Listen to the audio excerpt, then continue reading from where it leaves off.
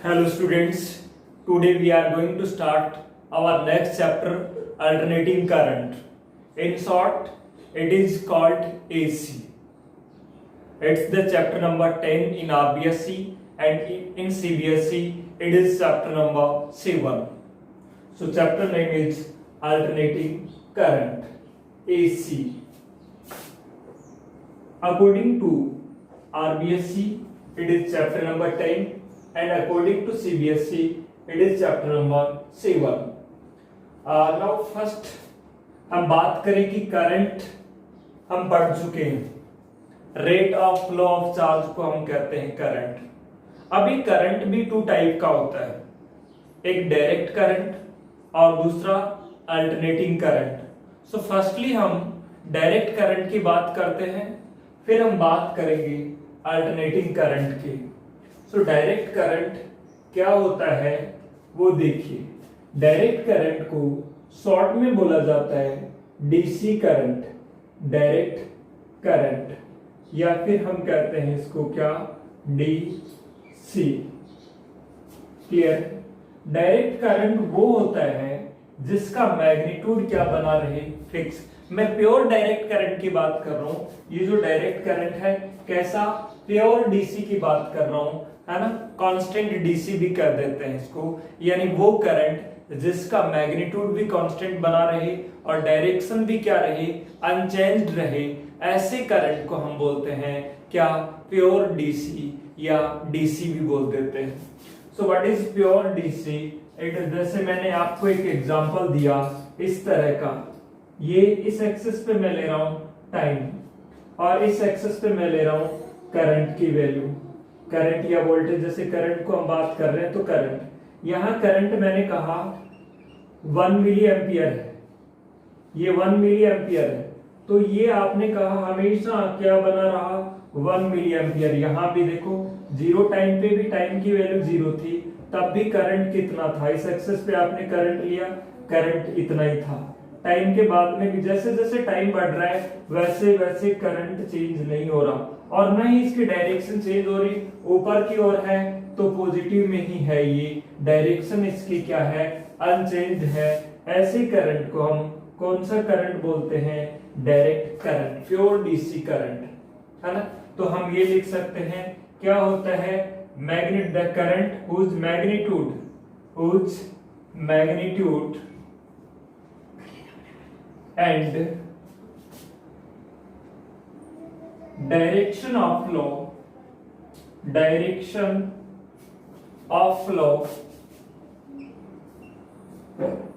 remains unchanged. The current whose magnitude and direction of flow remain unchanged. ऐसे current को क्या बोला जाता है, प्योर डीसी बोला जाता है। ये प्योर डीसी है। प्योर डीसी हमें कहां से मिलता है, सेल्स और batteries are the sources of pure DC. Cell और बैटरी किसके सोर्स हैं, प्योर डीसी के सोर्स हैं। क्लियर?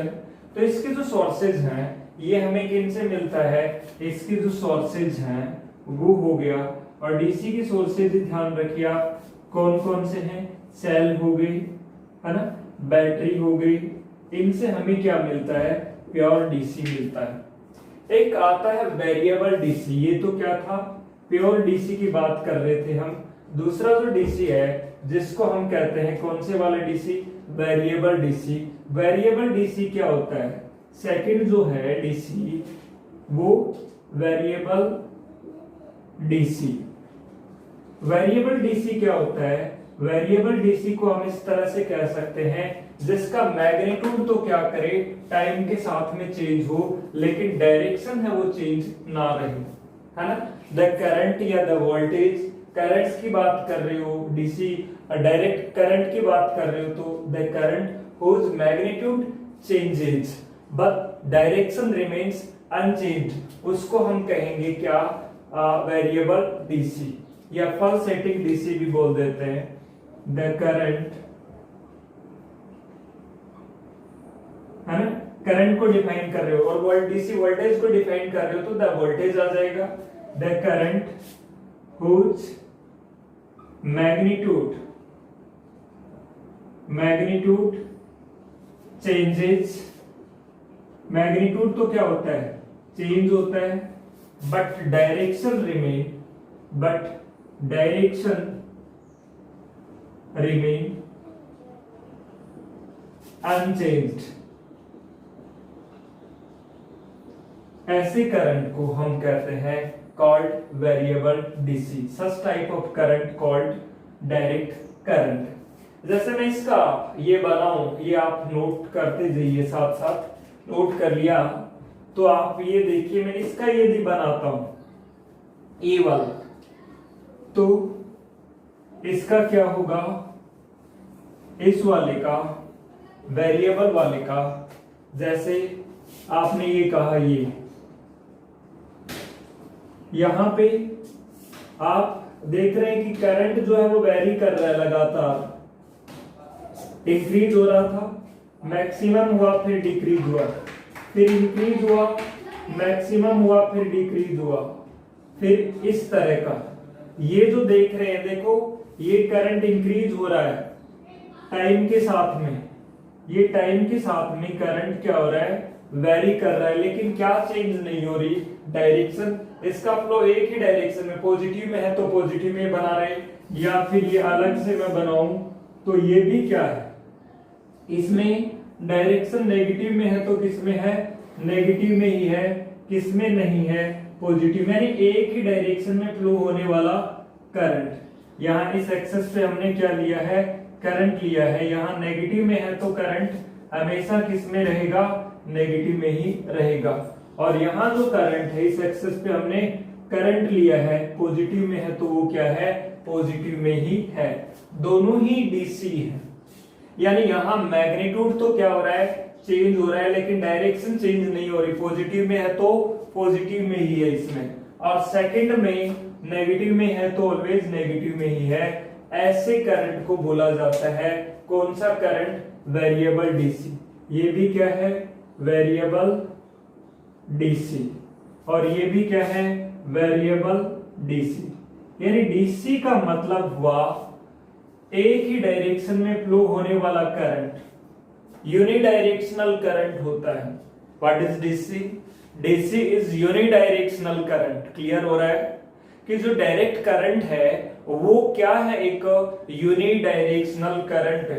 तो यहां आप नोट भी लिख सकते हैं, क्या कह सकते हैं, DC is a unidirectional current. DC क्या होता है, एक यूनिडायरेक्शनल करंट होता है। यूनिडायरेक्शनल करंट यानी एक ही डायरेक्शन में फ्लो होता है, अपनी डायरेक्शन को चेंज नहीं करता। ऐसे करंट को हम क्या कहते हैं, डीसी करंट कहते हैं। क्लियर है? अब बात ये आती है कि कुछ टर्म्स रिगार्डिंग, जैसे डीसी की फ्रीक्वेंसी क्या होती होगी, टाइम पीरियड क्या होता होगा, ये सब बातें है ना। आप ये तो समझ गए कि डीसी के सोर्सेज क्या होते हैं। डीसी के जो सोर्सेज हैं, यानी जिनसे हमें डीसी मिलता है, वो होते हैं सेल और बैटरीज। सेल और बैटरीज है वो फिक्स डीसी कह दो, या कांस्टेंट डीसी कह दो, या प्योर डीसी कह दो, इनके सोर्सेज। वेरिएबल डीसी कहां, जैसे रेक्टिफायर से आगे इलेक्ट्रॉनिक्स में, सेकंड फिजिक्स में आपको बताएंगे कि वहां पे जो एसी को डीसी में कन्वर्ट की जाती है तो वो डीसी क्या नहीं होती, प्योर डीसी नहीं होती, वो इस तरह की वेरिएबल डीसी होती है। तो वो वहां उसके सोर्स हैं। Cell, batteries are the sources of pure DC. Clear? अब देखिए, आपने कहा कि फ्रीक्वेंसी है, फ्रीक्वेंसी क्या होगी, डीसी की जो फ्रीक्वेंसी है, फर्स्टली आप टाइम पीरियड की बात करें, क्या इसका टाइम पीरियड कंप्लीट होता है कभी डीसी का? नहीं। टाइम पीरियड होता है जितना पॉजिटिव में गया है उतना ही नेगेटिव में जाकर के वापस आ जाए, उसको हम कहते हैं उसका टाइम पीरियड। ये यदि पॉजिटिव में है तो हमेशा के लिए पॉजिटिव में ही रहता है, और ये नेगेटिव में है तो हमेशा के लिए नेगेटिव में ही रहता है। तो यानी टाइम कब होगा, इनफाइनाइट टाइम है इसका, यानी इसका एक साइकिल का टाइम कंप्लीट होता ही नहीं है। सो यहाँ टाइम पीरियड किसका, time period of DC. DC का जो टाइम पीरियड है टी है वो कितना होता है, इनफाइनाइट होता है। और इनफाइनाइट होगा तो फ्रीक्वेंसी क्या हो जाएगी, फ्रीक्वेंसी टाइम पीरियड का रेसिप्रोकल होती है। फ्रीक्वेंसी ऑफ डीसी इज, मैं एफ से या न्यू से भी रिप्रेजेंट कर देते हैं हम इसे, इज एफ क्या होगी, 0 हर्ट्ज। ध्यान रखें 0 है ना, फ्रीक्वेंसी क्या होती है, 0 हर्ट्ज होती है। फ्रीक्वेंसी क्या होती है, 0 हर्ट्ज। क्लियर है, यानी फ्रीक्वेंसी 0 क्यों होती है 0, क्योंकि हिंट ये है कि फ्रीक्वेंसी है वो क्या होती है, रेसिप्रोकल ऑफ टाइम पीरियड। और टाइम पीरियड का आप रेसिप्रोकल करेंगे, क्या टाइम पीरियड का रेसिप्रोकल करेंगे, टाइम पीरियड इनफाइनाइट है और इनफाइनाइट का रेसिप्रोकल करेंगे तो क्या आएगा, 0। तो ध्यान में रखें डीसी की फ्रीक्वेंसी क्या होती है, 0 हर्ट्ज होती है। ये बात क्लियर क्लियर। अब देखो हम बात करेंगे एसी की, है ना, ये नोट कर लिया आपने। अब हम बात करने वाले हैं एसी की। वैसे एसी पढ़ने के बाद में आप ये सीख जाएंगे कि एसी ज्यादा बेनिफिशियल है या डीसी। इन दोनों के बीच में हम कंपैरिजन करेंगे। कुछ बातों में पाएंगे कि एसी सुपीरियर है और कुछ पॉइंट्स में हम देखेंगे डीसी सुपीरियर है, उनका कंपैरिजन भी करेंगे। इनके ड्रॉबैक्स भी पढ़ेंगे, एसी की क्या ड्रॉबैक्स और डीसी की क्या ड्रॉबैक्स हैं, क्या फॉल्ट हैं, क्या मेरिट हैं, क्या डिमेरिट हैं। लेकिन ये पढ़ने के बाद में आप अपने आप ही बता पाएंगे कि what are the merits and demerits of the AC and DC, है ना। तो हम देखेंगे ये, लेकिन ये स्टडी करने के बाद में। अब हम बात करते हैं किसकी, एसी की। एसी क्या कहा आपने, अल्टरनेटिंग करंट। तो अल्टरनेटिंग करंट वो होता है जो कि पीरियोडिकली अपनी डायरेक्शन क्या करता रहे, चेंज करता रहे। पीरियोडिकली का मतलब है एक पर्टिकुलर टाइम इंटरवल के बाद में वो रिपीट होता रहे, अपनी डायरेक्शन को चेंज करता रहे, उसको हम बोलते हैं क्या, एसी।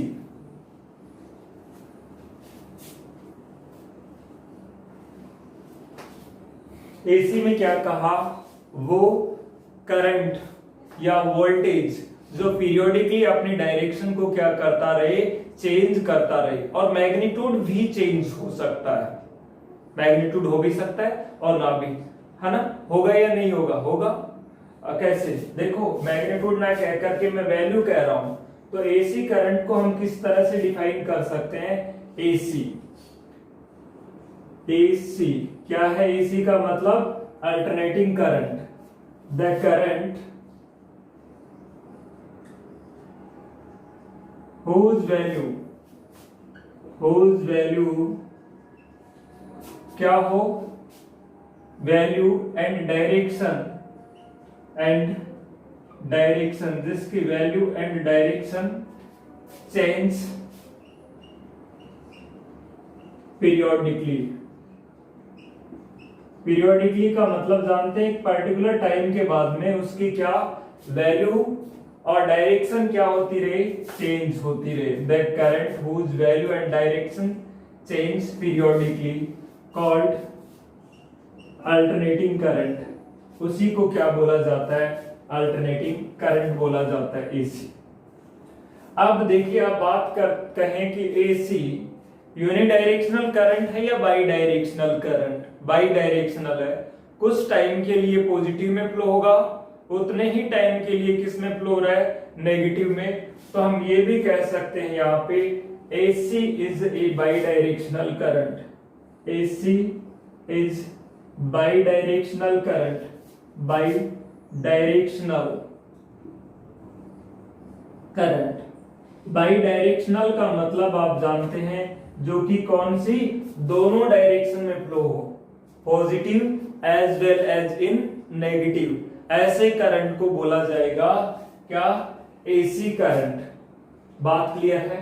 जैसे मैं आपको कुछ एग्जांपल्स बताऊं जो कुछ एसी करंट्स हैं। जैसे आपने कहा ये एक वेव फॉर्म है, इसकी जो वैल्यू है यहाँ पे मैं वोल्टेज या फिर करंट ले लेता हूं, है ना। ये वैल्यू इसकी थी यहाँ इतने टाइम के लिए, और फिर ये देख रहे हैं अब ये इसने अपनी वैल्यू चेंज कर ली, किस में आ गया, ये नेगेटिव में आ गया। ये ओरिजिन है, ये देखो प्लस था, प्लस का आई नोट नाम दे देता हूं मैं मैक्सिमम वैल्यू को, और यहाँ जो है मैक्सिमम नेगेटिव में उसको मैं नाम दे देता हूं माइनस का आई नोट। और यहाँ जो देख रहे हैं आगे भी इसी तरह से चल रहा है, ये यहाँ इसी तरह से आगे, यहाँ इस एक्सेस पे मैंने लिया है टाइम, और टाइम को रिप्रेजेंट कर रहे हैं स्मॉल टी से, और यहाँ लिया है करंट। अब देखो एक साइकिल कहाँ कंप्लीट हो रहा है, एक साइकिल यहाँ जाके कंप्लीट हो रहा है। तो यहाँ एक साइकिल को कंप्लीट होने में लगा टाइम को क्या बोलते हैं आप, टी, और यहाँ हाफ साइकिल कंप्लीट हो रहा है, इसको क्या बोलते हैं, t/2। यानी t/2 हाफ टाइम के लिए इसकी वैल्यू किस में है, पॉजिटिव में है, और t/2 से कैपिटल T के लिए इसकी वैल्यू किस में है, नेगेटिव में है। तो क्या कहेंगे, ये करंट कौन सा है, बाई डायरेक्शनल करंट है, यानी दोनों डायरेक्शन में फ्लो होता है। तो इसको क्या बोलेंगे, ये क्या है, AC है। ये AC कौन सा है, इस AC को बोला जाता है स्क्वायर वेव AC।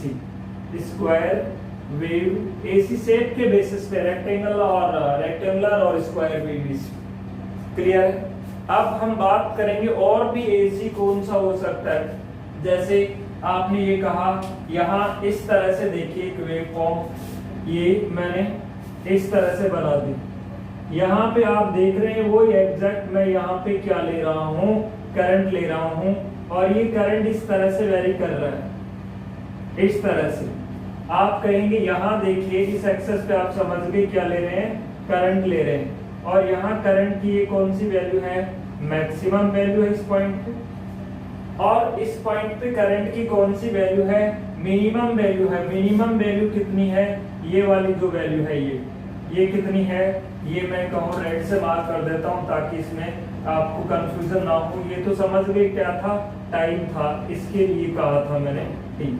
अब यहाँ ये जो वैल्यू है, ये वाली, ये माइनस में है करंट की वैल्यू, है ना, ये वाली वैल्यू है, वो माइनस आई नोट कह दिया, और ये वैल्यू क्या है, प्लस आई नोट। अब देखिए करंट क्या हो रहा है, वेरी कर रहा है टाइम के साथ में, इसमें वेरिएशन आ रहा है, यानी मैग्नीट्यूड भी वेरी कर रहा है और डायरेक्शन भी क्या हो रही है, वेरी हो रही है। तो ये क्या है, AC है या DC, इसको भी आप क्या कहेंगे, AC। और इस AC को बोला जाता है कौन सी AC, ट्रायंगुलर AC। और इसी तरह से आप ये देखिए नेक्स्ट में मैंने ये बना दिया, जैसे इसमें आप ये देखें कि ये देखो इस तरह से ये साइनोसॉइड वाली क्या कर रहा है, वेरी कर रहा है। यहाँ पे मैंने टाइम ले लिया और यहाँ पे मैंने करंट लिख दिया। तो ये भी क्या है, AC ही है, क्योंकि ये देखो पहले साइनोसॉइड वाली वेरी कर रही है पॉजिटिव डायरेक्शन में और फिर किस में गई, नेगेटिव डायरेक्शन में।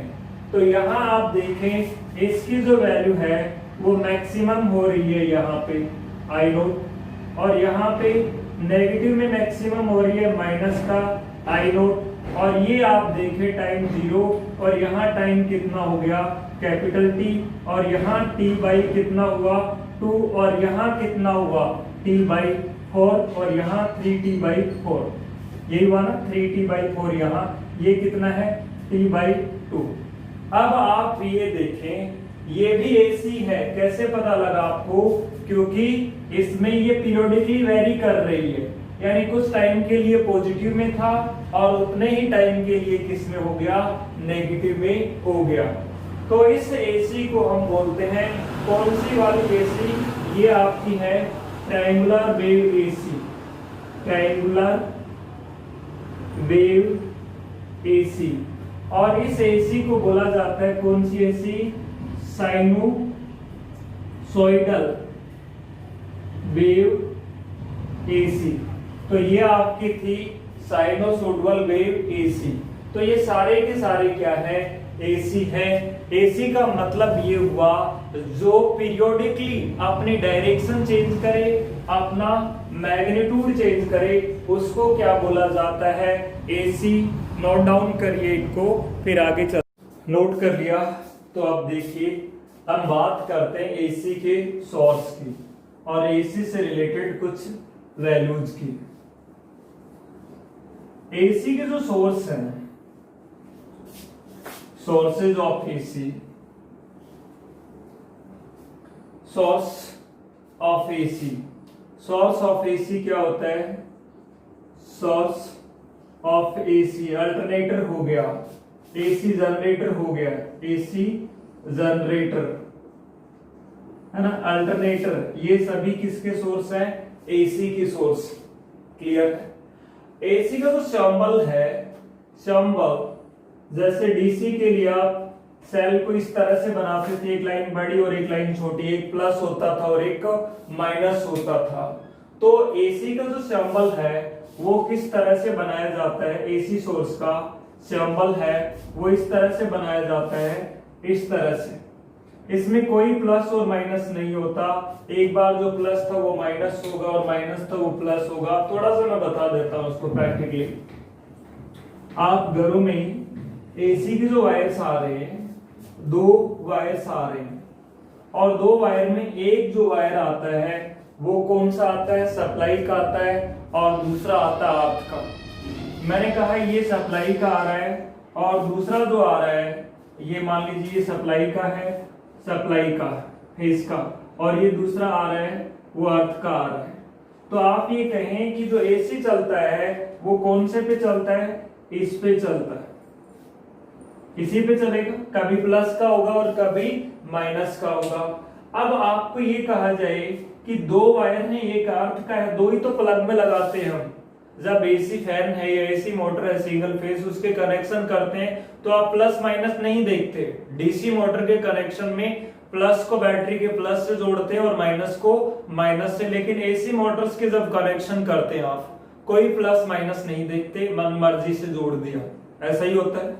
वो क्यों होता है? क्योंकि अल्टरनेट चेंज होती रहती है पोलैरिटी। इलेक्ट्रिकल में ध्यान रखिए, हायर पोटेंशियल को प्लस माना जाता है और लोअर पोटेंशियल को क्या माना जाता है? माइनस माना जाता है। क्लियर? अब देखिए ये एक पे तो ये आ रहा है और अर्थ का पोटेंशियल ऑलवेज कितना होता है? 0 वोल्ट होता है। क्लियर है? अर्थ का पोटेंशियल 0 है। अब जैसे मान लीजिए किसी लोड से आपने इसको जोड़ा है, इससे जोड़ दिया दोनों को, ये डिवाइस यहाँ लगा दिया, जैसे फैन मोटर जो भी है ये लगा दिया, तो अब क्या होगा? इसमें देखो, इस पे जब पॉजिटिव पोटेंशियल जाएगा इस वाले का, इस पे जैसे मान लीजिए यहां से लेके यहां तक कैसा वोल्टेज आ रहा है? पॉजिटिव। मान लीजिए यहाँ किसी टाइम प्लस 220 वोल्ट था, लेकिन यहाँ का पोटेंशियल कितना है? 0। तो which one is higher? 220 volt is higher than 0 volt. तो हाइयर को इलेक्ट्रिकल में क्या लिया जाता है? पॉजिटिव, है ना। हाइयर को हम बोलते हैं पॉजिटिव और लोअर को बोलते हैं नेगेटिव। जब यहाँ 220 वोल्ट था, यहाँ तो कितना? 0। तो ये प्लस का काम करेगा, ये वायर किसका काम करेगा इस टाइम? प्लस का, और ये 0 वाला किसका काम करेगा? माइनस का। लेकिन जैसे ये वाला आएगा, यहाँ वाला नेगेटिव वाला यानी मान लीजिए यहाँ पे कितना है? इसकी जगह पे -220 वोल्ट आया और यहाँ अर्थ का तो हमेशा कितना रहता है? 0 रहता है। तो -220 और 0 वोल्ट में कौन सा हाइयर है? आप कहेंगे 0 is higher than the 220 volt. तो 0 हाइयर है, हाइयर को क्या माना जाएगा? पॉजिटिव।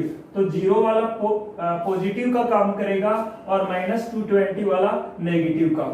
तो अल्टरनेट चेंज होते रहेंगे, जो प्लस था वो माइनस, माइनस था वो प्लस, अल्टरनेट इस तरह से चेंज होते रहते हैं। इसीलिए इसको कौन सा करंट बोला जाता है? Alternating current. तो ये बात आपकी समझ में आ गई। अब देखिए एसी का सिंबल, एसी में इसीलिए हम क्या नहीं करते? प्लस माइनस नहीं लिखते, क्योंकि वो अल्टरनेट चेंज होते रहते हैं। करंट हमेशा अपनी क्या चेंज करता रहता है? डायरेक्शन चेंज करता रहता है। अब हम बात करते हैं, वैसे तो एसी की फ्रीक्वेंसी हम कम्युनिकेशन में जो कैरियर सिग्नल्स आगे कम्युनिकेशन में बताएंगे आपको, हाई फ्रीक्वेंसी वाले सिग्नल्स काम में लेते हैं। लेकिन अपने डोमेस्टिक पर्पज के लिए जो एसी सप्लाई होती है उसकी जो फ्रीक्वेंसी है, अपने इंडिया में एसी की फ्रीक्वेंसी होती है 50 हर्ट्ज।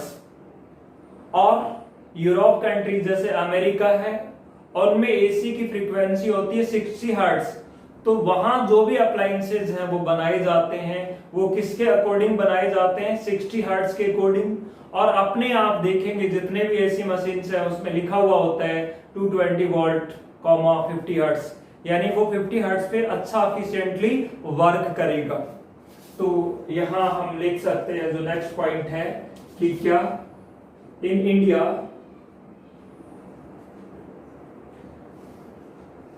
द फ्रीक्वेंसी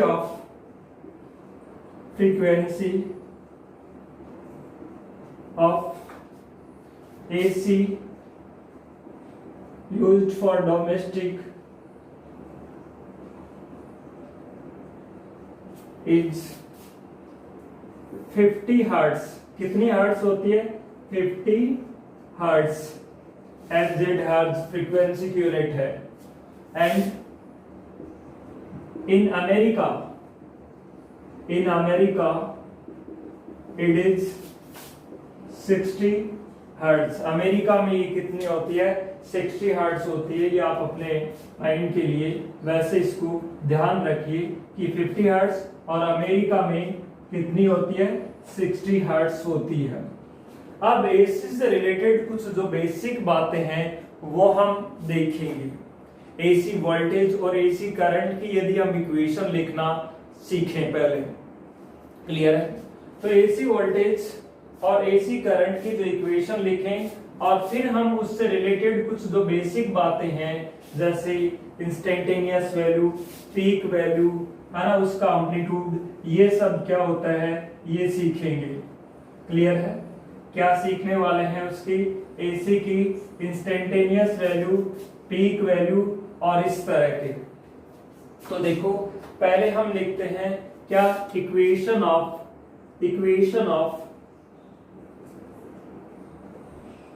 हम जो यहां काम में लेते हैं वो कैसी एसी है, डोमेस्टिक पर्पज के लिए। ध्यान रखिए साइनोसॉइडल एसी, लास्ट चैप्टर में हमने डिजाइन भी किया था, बनाया भी था, जनरेटर बना करके ये देखा था जब उसको रोटेट कराया जाता है तो हमें जो वोल्टेज मिलता था वो कैसा मिल रहा था, साइनोसॉइडल मिल रहा था। ईएमआई में हमने यही देखा था, जब किसी भी रेक्टेंगुलर लूप को मैग्नेटिक फील्ड में रोटेट करा रहे थे तो इंड्यूस ईएमएफ मिल रहा था E0 sin ओमेगा टी। तो वो कैसा था, क्या रेक्टेंगुलर था या स्क्वायर था या साइनोसॉइडल, साइनोसॉइडल था। तो हमें equation of sinusoidal wave AC, sinusoidal wave AC, जैसे मैं एसी वोल्टेज की इक्वेशन लिख रहा हूं, AC voltage equation, AC voltage equation लिखनी है तो पहले देखो V लिखा जाएगा, फिर वोल्टेज की मैक्सिमम वैल्यू लिखी जाती है, उसकी पीक वैल्यू, फिर साइन लिखा जाता है, फिर ओमेगा टी लिखा जाता है। ध्यान रहे ओमेगा की वैल्यू क्या होती है, 2 पाई एफ, और एफ क्या होता है, ध्यान रहे यहां मैं यदि रफली बात करूं तो ओमेगा की वैल्यू होती है 2 पाई एफ एंड एफ की वैल्यू होती है क्या, एफ को लिख सकते हैं 1 कैपिटल टी, ये होता है इसमें। और यदि एसी करंट इक्वेशन लिखनी हो हमें, एसी करंट इक्वेशन, तो एसी करंट इक्वेशन हम ऐसे लिख सकते हैं, I is equal to I0 sine omega T, और ये +0 भी लिख सकते हैं या +5 लिख देता हूं, तो फाई ये बताया जाएगा कि वोल्टेज और करंट के बीच का क्या है, फेज। अब फेज का मतलब क्या हुआ, यानी दोनों की स्पीड सेम है, दोनों की ओमेगा क्या है, सेम है। और ये देखो ये यदि ऐसे मोशन है, ये यूं चल रहे हैं इस तरह से, और ये यूं चल रहे हैं, हमेशा यूं चल रहे हैं, तो आप देखिए इनके बीच में फेज एंगल कितना रहेगा, 90। भाई यूं चल रहे हैं दोनों सेम स्पीड से तो फेज डिफरेंस कितना रहेगा, 0, और यूं चल रहे हैं तो हमेशा क्या रहेगा, 90। तो वो एंगल है ये, हो सकता है दोनों एक साथ चल रहे हैं तो फेज डिफरेंस क्या होगा, 0, अदरवाइज जो भी है ये फाई जहां पे क्या है, initial phase, where phi is initial phase. So इन इक्वेशन को तो आप नोट करिए, है ना, ये देखते ही आप ये पहचान जाएं कि ये इसकी कौन सी वैल्यू है, पीक वैल्यू होती है। और ये यहाँ पे उसकी क्या वैल्यू है, पीक वैल्यू है। नोट करिए इसको, फिर बात करते हैं आगे। नोट डाउन, नोट कर लिया। तो ये देखिए कुछ बेसिक बातें, जैसे पीक वैल्यू है, ये वोल्टेज की पीक वैल्यू है और ये करंट की पीक वैल्यू है। इसको एम्पलीट्यूड भी बोल सकते हैं। क्या है ये, साइन से पहले जो वैल्यू है वो होती है एम्पलीट्यूड, है ना। ये करंट का एम्पलीट्यूड है और ये वोल्टेज का एम्पलीट्यूड है। वोल्टेज की इक्वेशन है और ये करंट की इक्वेशन है, और दोनों में फाई नहीं है, तो हम कहेंगे वोल्टेज और करंट के बीच फेज डिफरेंस क्या है, 0 है। अब हम बात करते हैं इंस्टेंटेनियस वैल्यू ऑफ करंट और वोल्टेज। ये बात क्लियर होगी। यहाँ ओमेगा की वैल्यू क्या होती है, 2 पाई एफ, या एफ को क्या लिख सकते हो, 1/t। अब हम पढ़ते हैं instantaneous value of the AC current या एसी वोल्टेज की इंस्टेंटेनियस वैल्यू, है ना। इंस्टेंटेनियस वैल्यू का मतलब क्या हुआ कि किसी पर्टिकुलर टाइम पे उसकी वैल्यू क्या है ना, उसी को हम क्या कहते हैं, इंस्टेंटेनियस वैल्यू। क्योंकि टाइम के वेरिएशन के साथ साथ में उसकी वैल्यू में भी क्या आता है, वेरिएशन आता है। तो किसी सर्टेन टाइम पे उसकी वैल्यू क्या होगी, उसको बोला जाएगा क्या, इंस्टेंटेनियस वैल्यू। तो नेक्स्ट है अपना इंस्टेंटेनियस इक्वेशन, आपको क्लियर होगी।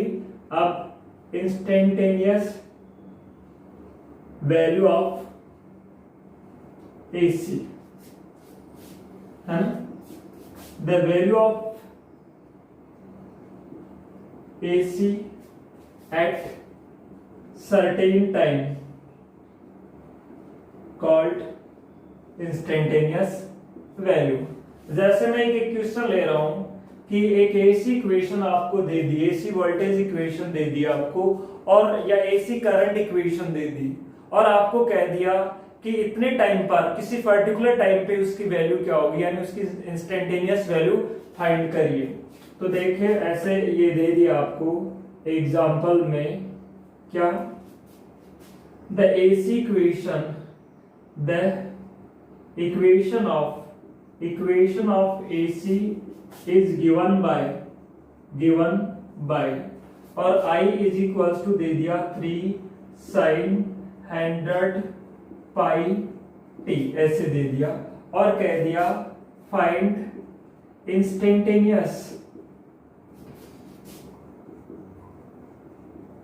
वैल्यू ऑफ करंट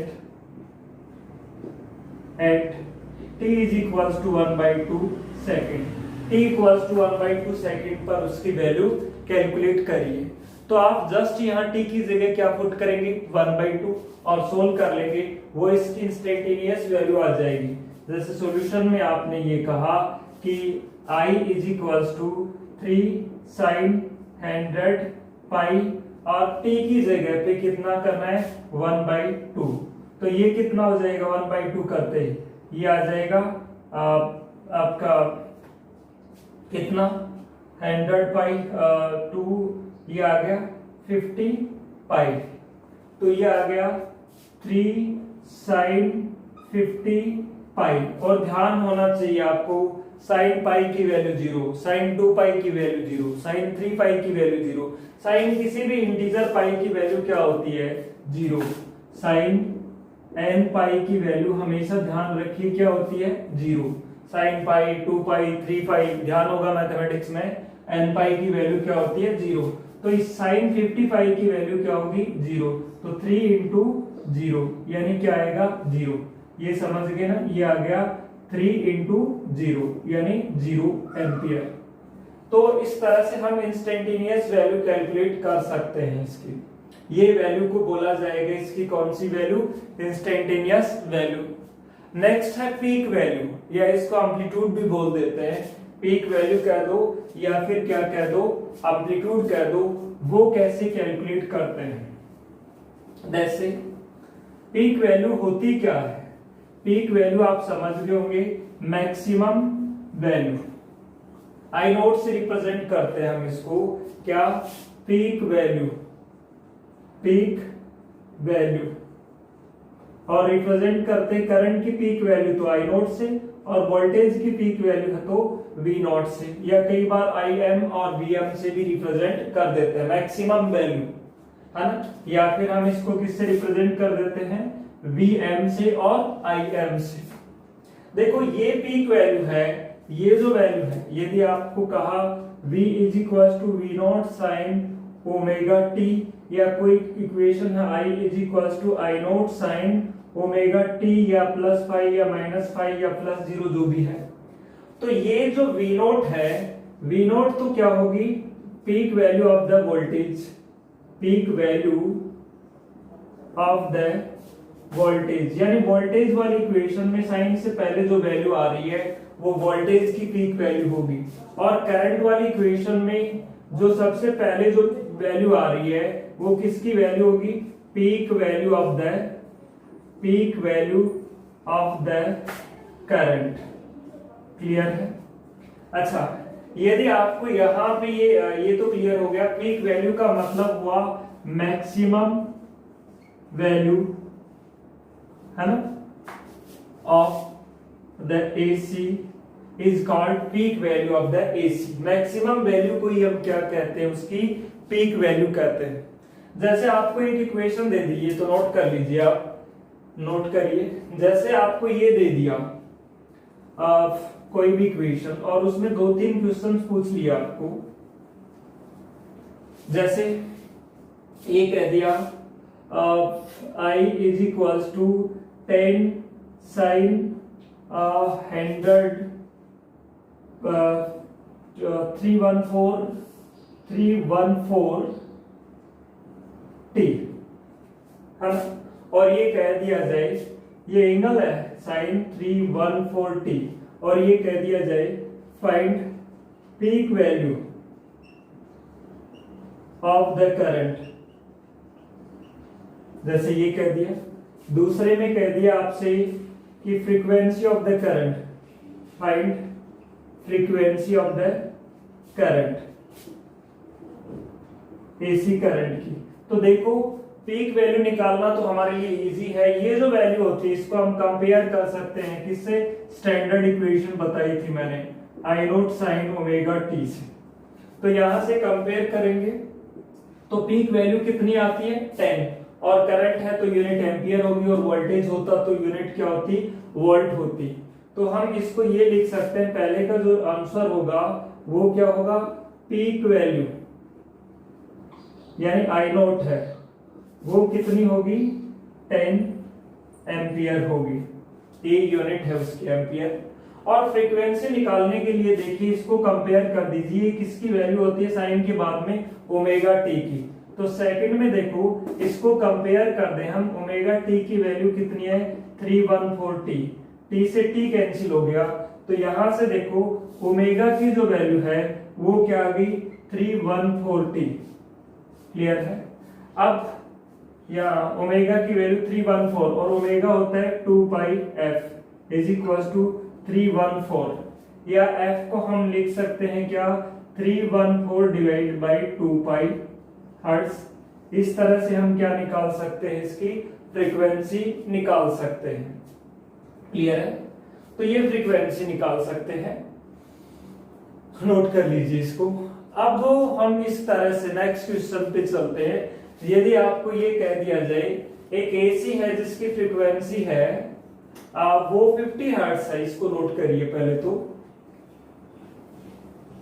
एसी है जिसकी फ्रीक्वेंसी 50 हर्ट्ज है, the frequency of AC is 50 hertz.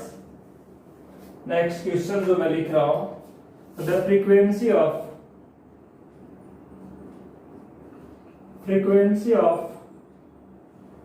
AC is 50 hertz. Find out the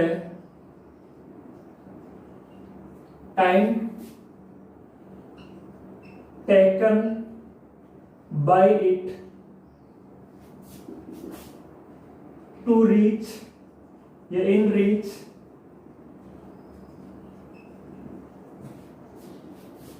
to the peak value from zero.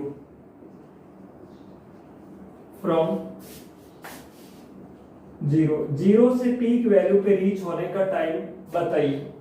आप समझ गए होंगे कि जीरो से पीक वैल्यू पे रीच होने का टाइम कौन से टाइम की बात कर रहा है, यहाँ पे आप देखिए सॉल्यूशन में, यदि मैं ये कहूं ये आपको ये कहा गया है ये एसी है, यही तो एसी है, यही होती है साइनोसॉइड वाले से। अब यहाँ पे ये जो टाइम है ये 0 है और ये पीक वैल्यू है, ये टाइम की बात कर रहा है। ये कंप्लीट टाइम t होता है और ये टाइम होता है t/2 और ये टाइम होता है t/4। तो 0 से पीक वैल्यू पे पहुंचने का टाइम 0 से t का, भाई ये है पीक वैल्यू, यही तो है। पीक वैल्यू कौन सी होती है, ये वाली।